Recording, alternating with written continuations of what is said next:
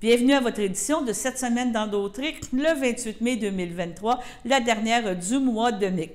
Cette semaine, on fait un petit retour sur les activités dans le cadre du congé de la fête des Patriotes. En premier lieu, à Saint-Cuthbert, avec le rendez-vous au cœur du village, une activité qui s'étale sur 3 jours et qui permet à plusieurs organismes dans la région de Saint-Cuthbert et dans la région de Berthier de présenter leur activité et ainsi aussi présenter différentes prestations artistique au niveau de Saint-Cuthbert. Il y a eu aussi l'inauguration pour la saison 2023 de la Maison des Cageux. On a eu la rencontre avec Marc Laurando, un ami intime de Isabelle et Alexandre, les propriétaires de la Maison des Cageux. Il y a eu une allocution présentée par le maire, M. Christian Goulet, qui est venu nous parler de l'importance de la culture et du dévoilement de la sculpture de Honoré Beaugrand. Donc, encore là, quelqu'un qui provient de la municipalité de Lanauret et qui a été une personne importante tant au niveau politique et que culturel pour tout le Québec. Une autre activité qui s'était tenue cette fin de semaine-là, c'était un rendez-vous d'automobile au musée Gilles Villeneuve, donc des autos modifiées, vraiment quelque chose de vraiment intéressant et passionnant. Vraiment une belle activité organisée par le musée Gilles Villeneuve. On a aussi rencontré cette semaine Alain Denis et Paul Savoie. Alain Denis est auteur. Il a écrit un livre qui s'appelle Bidoujean, Bidouilleur et ce livre a été transféré en livre audio et c'est Paul Savoie qui fait la narration du livre. Une rencontre très intéressante avec l'auteur et l'acteur qui nous parlent de leur travail en tant qu'artiste pour la production de ce livre audio. Et en terminant, bien, on a eu la visite de M. Yves Perron, une visite qu'on apprécie beaucoup dans nos studios et qui nous parle de différents sujets concernant la politique à Ottawa et ainsi nous parler du congrès qui a eu lieu avec le Bloc québécois la fin de semaine dernière et qui a permis de garder le chef Yves-François Blanchet encore avec un taux de satisfaction de 97 %. Sur ce, bonne écoute. Vous, M. Savoie, vous êtes venu s'installer à Saint-Cuthbert. Vous ne pensiez pas faire autant d'activités, je pense, quand vous êtes devenu résident de Saint-Cuthbert, parce que je sais que vous impliquez beaucoup, par exemple, avec Zone Bayonne pour les amis de la Chico, là, un beau projet ici en livre audio. Ça vous met en vie? Ça vous maintient? C'est important de faire une implication dans votre lieu, maintenant nouveau lieu de résidence? Ben oui, parce que j'habite ici à temps plein. Oui. Puis, oui, je trouve ça important. Si je peux redonner à la communauté, oui, je suis content de faire ça. De plus en plus, je suis un Saint-Cuthbertois. Vous êtes rendu un natif, là. Vous êtes rendu comme des gens du village, comme on pourrait dire, ouais. Et vous êtes beaucoup impliqués. Et cette rencontre-là avec M. Denis, vous avez trouvé ça intéressant, le projet, de dire, oui, un livre audio, j'ai jamais tenté l'expérience. C'était un gros défi. On a travaillé très fort. Les réunions dont Alain parlait, mais en plus, moi, de mon côté, des répétitions sur le texte, où j'essayais de trouver le vrai rythme de ce texte-là. J'essayais pas de jouer autre chose que vraiment la musique du texte et l'intelligence du texte. Ça, on a fait ça ensemble pendant des réunions et des réunions. Puis ça a été passionnant à faire. Vraiment, ça a été très, très... Ça m'a occupé beaucoup. Oui, mais moi, la question que je vous pose, c'est que vous êtes habitué d'être une personne qui était consciencieuse, à prendre un texte, à prendre des choses. Pour vous, c'était naturel. Donc, aviez-vous fait des recherches un petit peu avant pour vous imprégner au niveau de la voix? J'ai écouté un petit peu des extraits. Donc, il y a la voix, il y a l'intonation, plein de choses. Et où vous avez laissé M. Denis, on pourrait dire comme auteur, vous dicter comment qu'il voyait le personnage. On travaillait à deux tout le temps. C'est-à-dire que j'offrais ce que j'avais compris en répétition chez moi tout seul. On arrivait ensemble. Je faisais une lecture selon ma compréhension, mon rythme. Puis Denis Alain me suggérait des modifications. On a avancé vraiment tranquillement ensemble de répétition en répétition. Trouver, comme je le disais, je répète, mais trouver la vraie musique du texte, c'est ça le travail. OK. Au niveau de l'enregistrement, c'est spécial parce que dans le fond, tu peux pas te permettre de bafouiller, tu peux pas te permettre de sauter un mot. Vous avez trouvé ça comment? Stressant au début? Les premières fois, tu t'écoutes, tu te dis oui, OK, on le dit de la bonne façon, on recommence. Comment ça s'est vécu? On a le droit à l'erreur. Alain et M. Bonnier étaient de l'autre côté. Je suis dans un local insonorisé tout seul, avec mon micro puis mon texte. Et puis, je lis le mieux que je peux. Si je bute, je peux reprendre. Eux peuvent me dire à telle place, tu as fait telle erreur. On peut recommencer. Mais il reste que cette période-là, dans la boîte insonorisée, c'était beaucoup. C'était comme une grande tension, mais une tension agréable. C'était le fun à faire. C'est le fun à faire, là, c'est Oh, absolument. Le livre dure 5 heures, hein, c'est bien ça? 5h15. C'est 5h15, c'est ça. Donc, ça représente combien de travail? 30 heures, 40 heures d'enregistrement pour produire le 5 heures? Oh, je sais pas, c'est à peu près 6 journées de travail. 6 journées. Ouais, à peu près ça. Là. Mais c'est tout ce qui a précédé, surtout. Oui. Tout le travail a été fait en amont. Arrivé en studio, ouais. il fallait qu'on soit prêt, parce que le temps de studio, on n'en avait pas infiniment. Il fallait que ça rentre dans le temps du jour. Que ça soit casé comme un beau tournage. Les journées étaient prévues et tout. Efficace. Vous avez aimé ça, faire ça? Oui, c'est des journées assez exigeantes, assez demandantes. Là. Ben, en fait, ce qu'on s'était dit, c'est que justement, le droit à l'erreur, si Paul se trompait, on reculait d'une phrase puis on continuait. L'idée, c'était de l'interrompre le moins souvent pour que sur le long terme, l'user le moins rapidement possible, parce que c'est sûr qu'il n'allait pas lire pendant 12 heures d'affilée. Oui, puis il y a toujours comme l'air d'aller. On dira ce qu'on voudra. Oui, quand on passe sur un chapitre ou quelque chose, c'est toujours intéressant de pouvoir le terminer, là, de ne pas être de repartir. Là.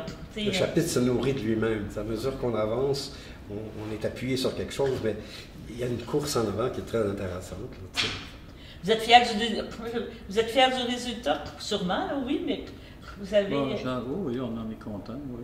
Oui, absolument. Assez pour recommencer ou... Bien sûr. Pas tout de suite. C'est quand même un travail très long et très exigeant, là, mais oui, j'aimerais bien faire mon deuxième roman un jour. Là, Puis avoir encore comme narrateur M. Savoie. Ah ben absolument. Il y a déjà... Le contrat est déjà signé? Non, il n'a pas de contrat, mais il y a déjà le livre. Là, il a commencé à parcourir un peu. C'est un beau projet, c'est vraiment intéressant. Puis c'est dans l'air du temps, là, je vous dirais beaucoup. Absolument. Dans cette façon-là. Et vous, M. Denis, on parle d'un prochain livre. Avez-vous déjà des idées? Éventuellement, en fait, j'avais commencé un troisième roman il y a déjà bien des années, que j'ai laissé de côté à un moment donné. Je manquais de temps à cause du travail, entre autres. Là, puis, mais j'ai toujours ça, puis j'ai l'intention de m'y remettre éventuellement. Là. OK. Puis vous, M. Savoie?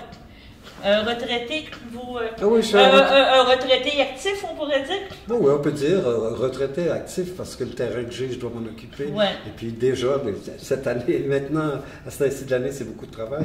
Mais des projets aussi avec la communauté. Je dirige des ateliers de théâtre qu'on a fait l'an passé. Et je compte bien reprendre en septembre avec le même groupe peut-être, puis peut-être aboutir à un petit spectacle. Non, ça serait bien. Oui. Donc, l'artiste reste toujours en soi, là, il n'est pas mort. Non, il n'est pas mort. Ce qui vient naturellement, c'est de vouloir collaborer avec les gens. Puis... Fait ça. Avoir des contacts avec les gens, parler avec de connaître de plus en plus mon village, de connaître puis d'offrir ce que j'ai. C'est quand même quelques années d'expérience. On ne dira pas quelques avec un S, il y a beaucoup de S à la fin. Oui. Alors, je l'offre aux gens. Mais c'est ça, mais vous n'avez plus de projet, plus rien à Montréal.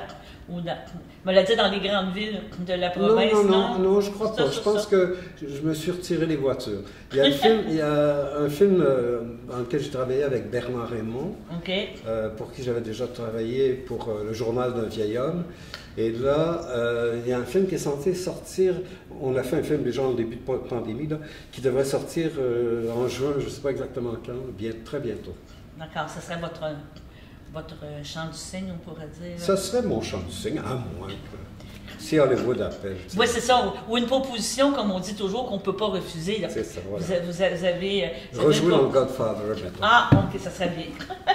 Donc, c'est ça. Ils ont fait la 50e il y a quelques années. Là. Donc, c'est toujours des beaux projets. Donc, on vous remercie beaucoup de votre présence. C'était très agréable, très intéressant de vous parler, de voir le cheminement, de voir comment ça s'est déroulé. Puis, on espère que vous allez nous représenter les prochains livres audio. Là, j'ai vu que c'était sur Turcotte, hein? C'est ça votre éditeur? pierreturcotte.com. C'est ça, pierreturcotte.com. Oui. On peut l'acheter en version numérique, votre livre, c'est bien ça? Numérique et audio. Et numérique et audio? Oui. D'accord. Oui. Donc, ça, puis sinon, c'est dans les librairies, il y a possibilité de le retrouver encore. Il est plus disponible? Il n'est pas en librairie. Il n'est pas en librairie, peut-être. Mais sur le site de pierreturcotte.com. D'accord. Bon, ben d'accord, ben, je vous remercie. Merci. Merci. Ben, merci beaucoup pour l'invitation, vraiment. Je me rends compte qu'au secondaire, on aurait peut-être dû pas m'enseigner l'histoire de l'Égypte, mais bien m'enseigner l'histoire du Québec. Ça aurait probablement été beaucoup plus intéressant. L'Égypte est intéressant, mais je découvre qu'il nous en manque beaucoup. On a tellement un territoire excessivement riche en histoire. C'est incroyable. Quand on parle de culture, toute l'importance de la culture, de partager notre culture, moi, depuis que je suis un élu, je me rends compte comment notre territoire, la MRC de Dautré, est tellement riche en personnages, mais je dirais aussi en patrimoine bâti. C'est incroyable comme territoire. Puis je suis vraiment fier. On siège à la table des maires à la MRC, puis toute l'importance que la MRC a pour la culture et d'investir dans des aussi beaux projets que ça, vraiment, bravo. Vous savez, on fait, souvent quand on se promène, on fait la tournée des microbrasseries. Ben, la tournée de nos petits musées et des endroits comme ici, ça devrait être un incontournable aussi. C'est vraiment fantastique. Ben, merci encore pour l'invitation. Et je dirais que je suis devant une histoire de passionnés d'histoire, de passionnés de culture. Je suis vraiment impressionné. C'est grâce à des gens comme vous qu'on peut transmettre toute notre culture. C'est vraiment incroyable. Moi, j'ai appris, oui, Sébastien, qui est à la MRC, m'a beaucoup expliqué ce que ça représentait, la culture. On a parlé beaucoup de la vannerie. Je pense que la culture devient de découvrir, de protéger de où on vient. C'est super important. C'est un moteur de développement économique incroyable. Il faut le protéger, il faut continuer à investir. Souvent, vous savez, c'est de l'argent qu'on met. Il ne faut pas imaginer qu'on a un retour financier. Non, c'est pas ça qu'il faut voir, c'est de protéger tout ce qu'on peut représenter. Fait que je vous remercie beaucoup. Puis la MRC, on a eu notre petit lac à l'épaule. Et la culture continue à être super importante pour nous autres à la MRC. Ben, merci beaucoup tout le monde.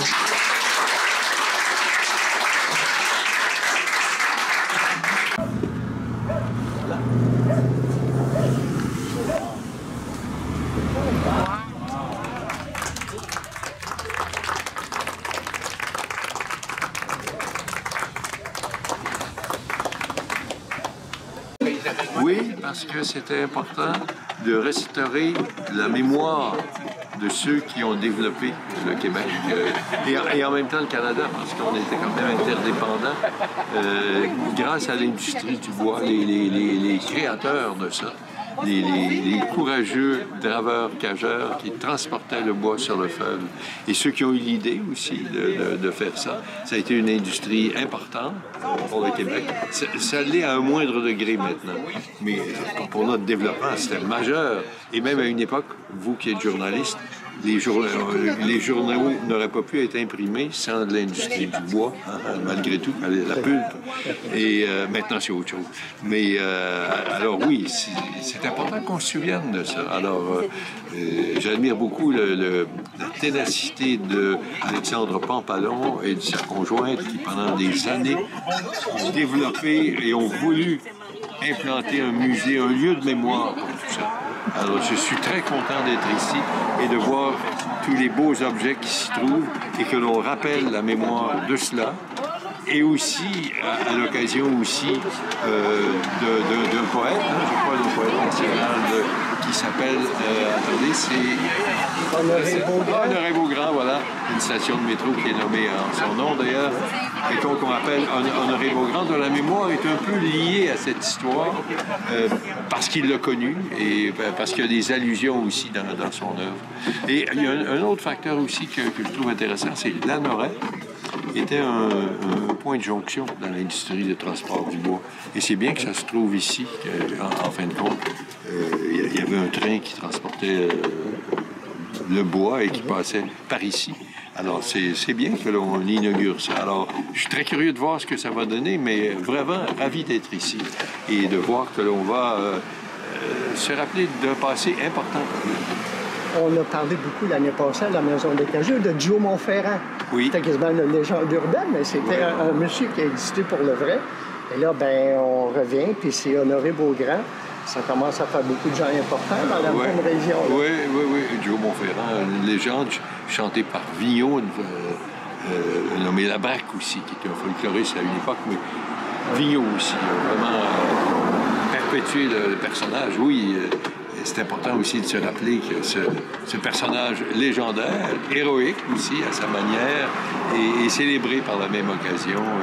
Et c'est un des grands mythes québécois. Vous me dites ça, la chanson roule dans ma tête. Là. Oui, c'est important de marquer aussi, par une statue d'ailleurs qui est là, en face du musée, par une statue. Mais sa proximité avec l'industrie du bois, il y a beaucoup de nos gens qui y ont participé, qui ont mené des vues pas faciles là, sur des chantiers et puis à promener le bois sur l'eau aussi, les draveurs. Alors, oui, Joe Montferrand, légende concrétisée ici, puis dont on va se rappeler aujourd'hui même les faits et gestes. Alors oui, je suis très content. La Maison des Cageux se veut maintenant aussi un café muséal. Est-ce que c'est le type d'entreprise, de projet qu'on pourrait voir se multiplier le long des rives de notre beau Saint-Laurent? Oui, ce serait bien, parce qu'on ne veut pas toujours que les musées soient austères, que ça soit un lieu où on se tient totalement debout et à contempler de façon très sévère, à regarder les annotations, tout ça. Il faut aussi converser sur ce qu'on a vu. Il faut aussi encaisser, en parler avec des amis, etc. Et le long du Saint-Laurent, d'avoir des cafés de ce genre, des cafés muséaux, oui, formidable idée. C'est une meilleure façon de se pénétrer de notre histoire. Une meilleure façon que de strictement contempler, quoi. Il faut en parler entre nous aussi. On découvre pas seulement, il y avait aussi la chanson de, jadis c'était un folkloriste, les Draveurs de la Gatineau, hein, une magnifique chanson. Alors, on la redécouvre plus en détail, je vous dirais, et on redécouvre les aspects un peu coloniaux là, auxquels vous faites allusion, c'est-à-dire le fait que la monarchie britannique s'est beaucoup enrichie du fait qu'il y avait du bois ici et qu'on pouvait le transporter. Cela est vrai, mais il faut nuancer ça quand même parce que à partir du début de la Confédération, le trafic se faisait moins vers l'Angleterre. L'Angleterre avait moins besoin de notre bois que les États-Unis en avaient. Et il y a eu des échanges. Ils avaient besoin de notre bois, on avait besoin de leurs produits maraîchers ou autres. Et alors, ça a changé. Il est vrai qu'il y a eu une période où la monarchie se bâtissait à la construction de navires. D'ailleurs, c'était comme ça à Hong Kong, et puis où ils avaient une base. Et puis, il y a eu un fameux traité là, qui a été signé et qui donnait à la reine Victoria l'entier contrôle de Hong Kong. Et c'est le traité de Nankin. Et effectivement, de la même manière, et pour la raison, le prétexte était pour construire des bateaux avec du bois, évidemment.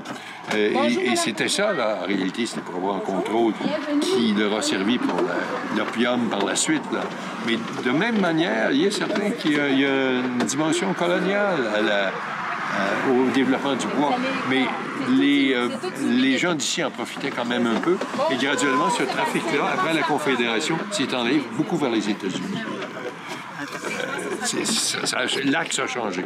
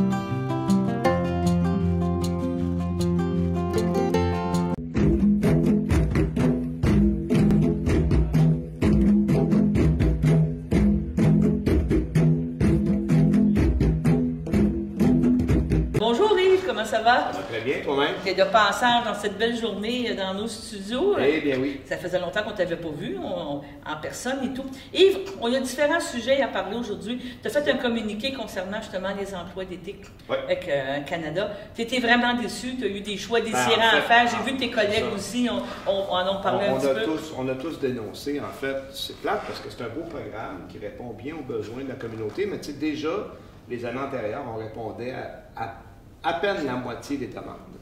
Okay. Et là, cette année, on nous a amputé 35 de budget. Ça, vous n'avez pas de contrôle. C'est le gouvernement qui vous dit que... C'est vraiment, ils ne l'ont même pas annoncé avant. On a reçu les budgets, puis c'était ça.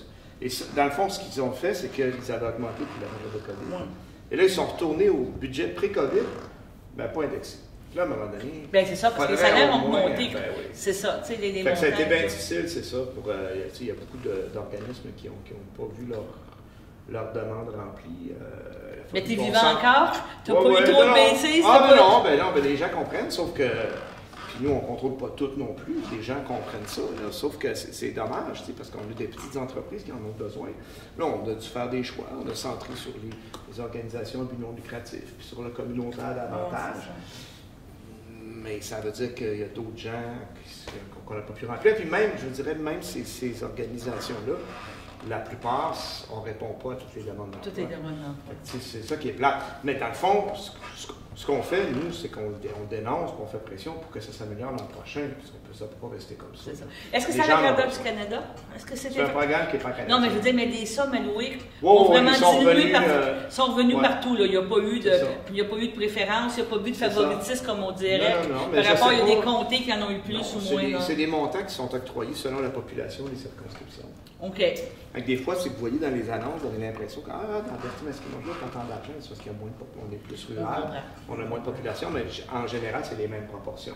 Sauf que de retourner au budget d'il y a 3 ans, moi, je pense pas que c'est raisonnable. Non, c'est ça. On a 6-7 d'inflation chaque année. Il manque 7, il manque 21 de budget au moins. Je suis d'accord, on a mis des budgets spéciaux pour la COVID, mais en même temps, est-ce qu'on est capable de se le payer, puis est-ce que ça rend service à la communauté? Moi, je pense que oui.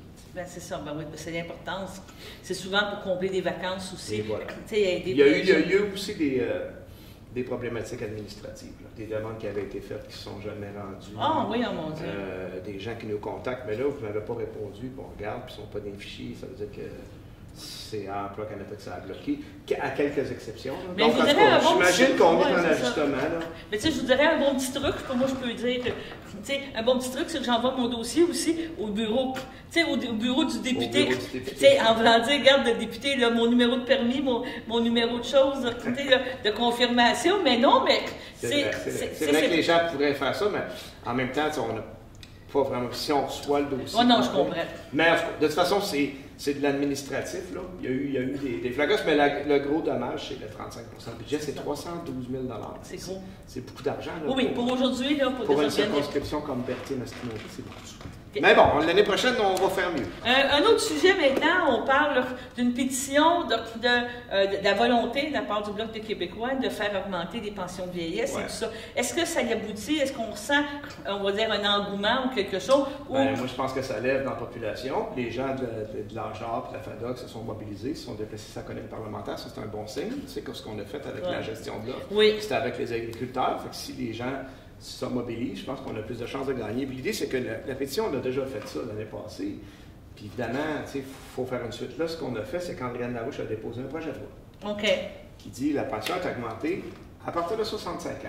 Sauf que, quand on est dans un parti d'opposition, des projets de loi privés, théoriquement, on n'a pas le droit de déposer un projet de loi qui coûte de l'argent au gouvernement.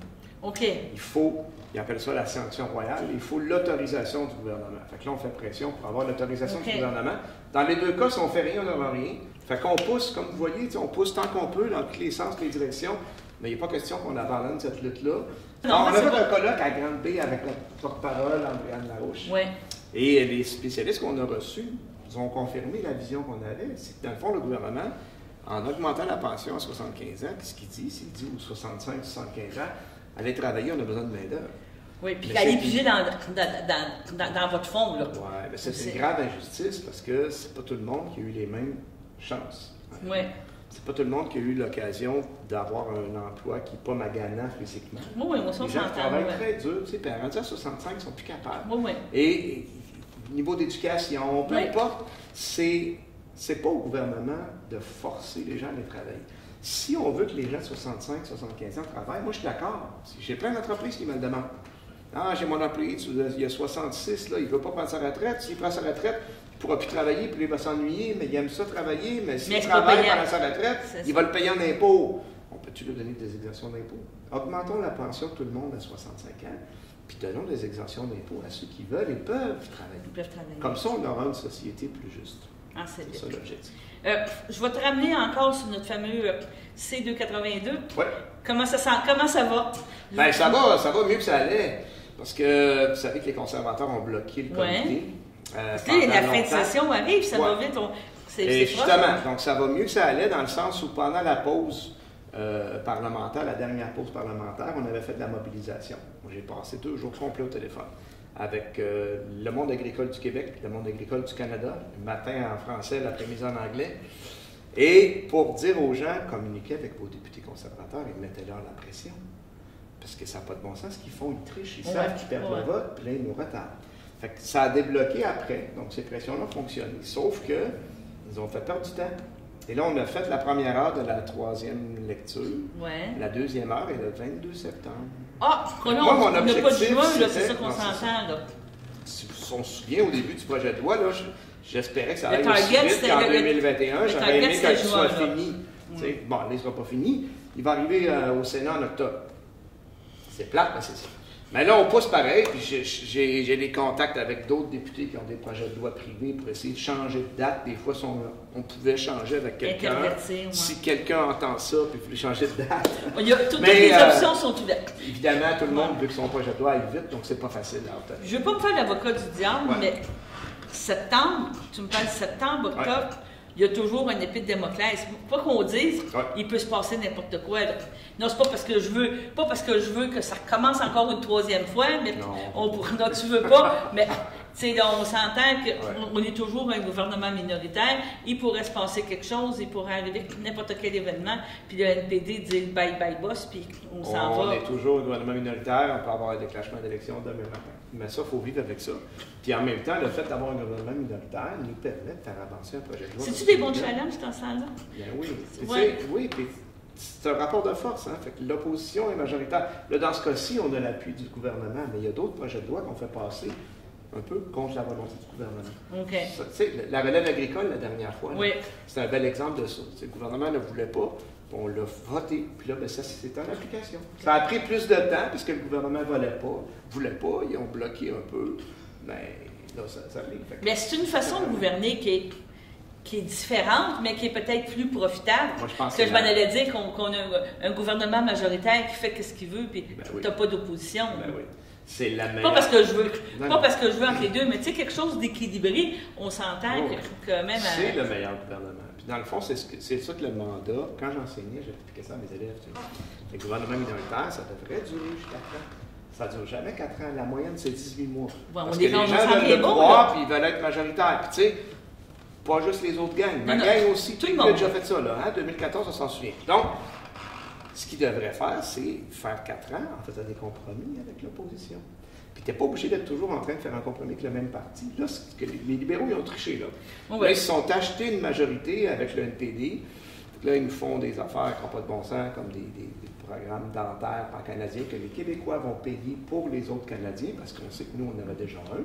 Fait qu'on va payer, puis les autres, ils vont se le faire. Mais tu penses que même au niveau des négociations qu'avec les fonctionnaires, pas avoir l'appui du NPD pour un retour plus vite au travail, ou tu es content qu'il y ait eu des négociations, parce que c'était un des points. Là, pour la grève? Oui, la grève, puis tout ça. Là. Ouais, en disant le NPD, lui, il veut que ça continue, il veut qu'il y ait des points, puis tout ça, alors que peut-être les autres partis auraient aimé ça, que ça finisse plus vite. Mais on s'en est quand même bien tiré. Nous, on a tendance à vouloir protéger les droits des travailleurs. OK, parfait.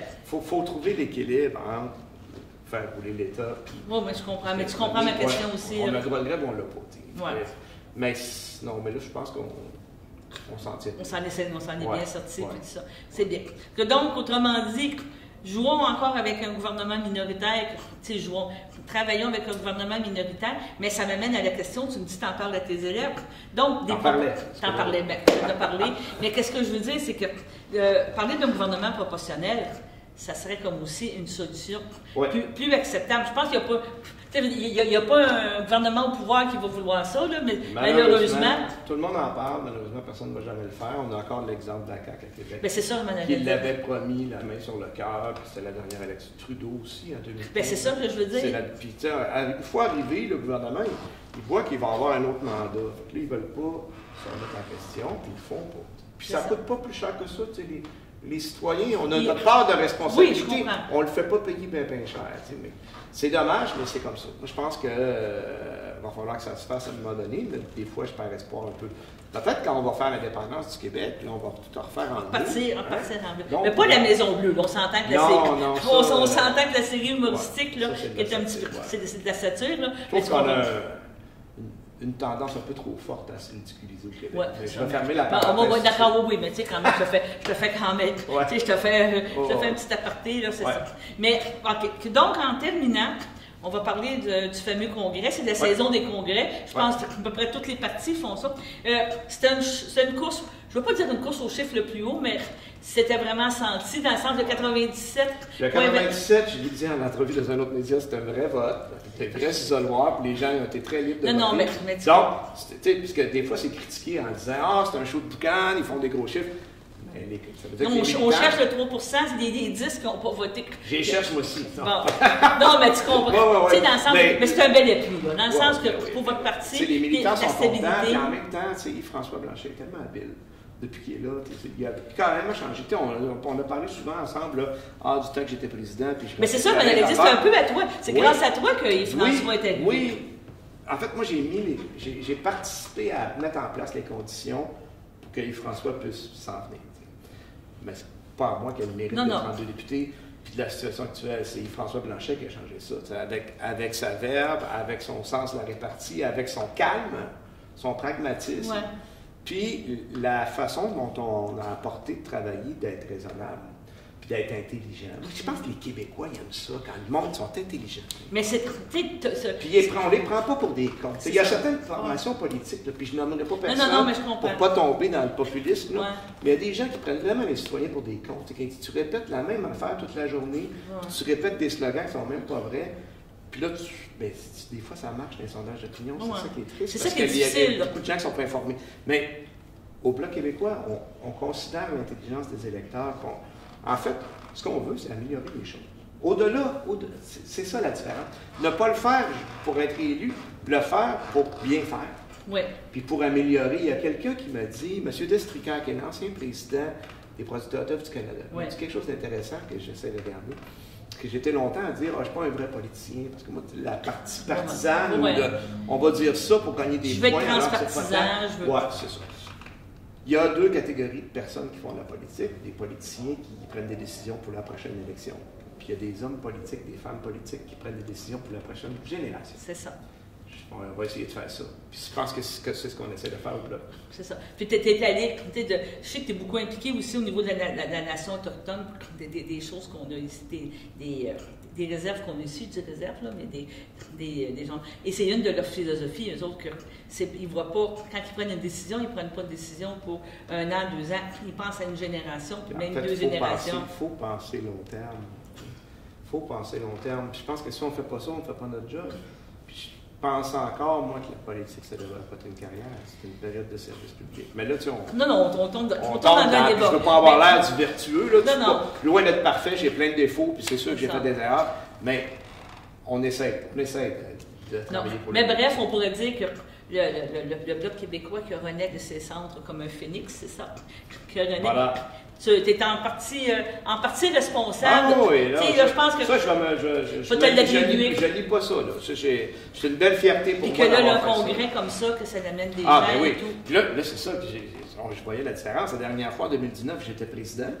On terminait de rafistoler le tout. C'était comme la concrétisation. On allait voter ce qu'on avait approuvé, les décisions qu'on avait faites, ainsi de suite. Puis c'est sûr que, tu sais, on avait un petit stress à savoir, bon, est-ce que tout le monde va être d'accord, ainsi de suite, parce qu'on avait eu de la visibilité avant. Ça s'était super bien passé finalement. Là, cette année, on est ailleurs complètement. Là, on était vraiment dans un congrès de partis politiques matures, en force, en confiance, puis des militants qui arrivaient avec des propositions intéressantes comme le vote à 16 ans. Ouais. Où on a eu des belles discussions là-dessus, puis ça a été adopté, je suis content. C'est Victor Legault, notre jeune, de Berthier-Masquinongé, qui a poussé cette. Puis moi, j'y crois beaucoup. Hein. Vous savez que je suis un ancien prof. Ben, c'est ça. Si on vote pendant qu'on est à l'école, ça va forcer le système à s'adapter, puis ça va forcer la recherche d'informations, ne serait-ce que par le contact avec les pairs. Moi, je pense que ça va améliorer les choses. Puis les gens qui votent une première fois, ben, ils votent généralement toute leur vie. Et là, par la suite, qu'est-ce qui te reste en terminant? Parce que je sais que tu es occupé. Mais tu es tout le temps occupé. Ouais. Mais là, il nous reste quoi? 4 semaines? 3 semaines? 4 semaines? On termine le 23 juin. 23 juin. Que là, cette semaine, tu es en comté, comme on pourrait dire. Ouais. Là, après ça, tu retournes à Ottawa la semaine prochaine. On est en comté, mais hier, mercredi, on est jeudi. Hier, mercredi, on était à Ottawa. OK. On avait un colloque sur le déséquilibre fiscal. OK. On recevait le directeur parlementaire du budget, Yves Giroux, et pour l'avoir, il fallait être à Ottawa. Donc, on a été plusieurs députés à se déplacer à Ottawa hier pour une journée de réflexion. Puis ça, c'est encore d'actualité, le déficit fiscal, le déséquilibre, et le fait que Ottawa a bien trop d'argent pour les responsabilités qu'il a. OK. Il y a tellement d'argent qu'il va s'amuser à venir empiéter dans les champs de Ouais, compétences des provinces et du Québec sans s'occuper des siens. Ouais. C'est un cercle vicieux qu'il faut briser. Puis pour ça, on a une solution. Ça s'en vient. C'est ça. Bon, ben parfait. Mais il y a ce sujet-là. Puis c'est quoi les. Là, tu me disais, on pensait que le C282 finirait par passer. Oui, mais sinon, c'est les autres projets de loi qui se terminent. Il y a beaucoup de travail qui se fait en comité. On est en rédaction de rapports sur plusieurs études, sur l'apport environnemental, entre autres, sur la fermeture de Vallée-Jonction de Lumel, des trucs comme ça. Donc, on s'ennuie pas. T'ennuies pas, puis tout ça. Puis as-tu prévu un petit peu de vacances durant la période estivale? Je l'espère sincèrement, parce que je suis un peu brûlé. Oui, c'est ça. C'est beau, hein, le Japon, Singapour, puis Washington. Mais ça sonne bien, ouais, mais quand tu reviens de là, ton travail s'est accumulé ici, puis c'était deux trucs collés. En tout cas, je ne sais pas directement le lien avec ça, mais je suis un peu fatigué. Donc, on va donner un coup pour le dernier mois. Puis après ça, on va essayer de prendre un peu de On va essayer de prendre une petite pause, mais tu sais, dans l'été, il faut être présent dans le circuit aussi. Oui, c'est ça. On espère qu'il n'y aura pas trop de problèmes de passeport, de problèmes d'immigration. Voilà. Tu sais, on a plein de sujets là, qui pourraient revenir. C'est l'immigration, les travailleurs agricoles, des choses comme ça. Là. Ça doit commencer à arriver. Là, mais... Ça va mieux que les autres années quand même. Bon, c'est pas parfait encore, il y a beaucoup de choses à améliorer, mais ça va mieux. Là. On a moins de difficultés. Bon, ben, je te remercie beaucoup, Yves. Merci. Ça fait plaisir. On se revoit. Salut. Bye bye.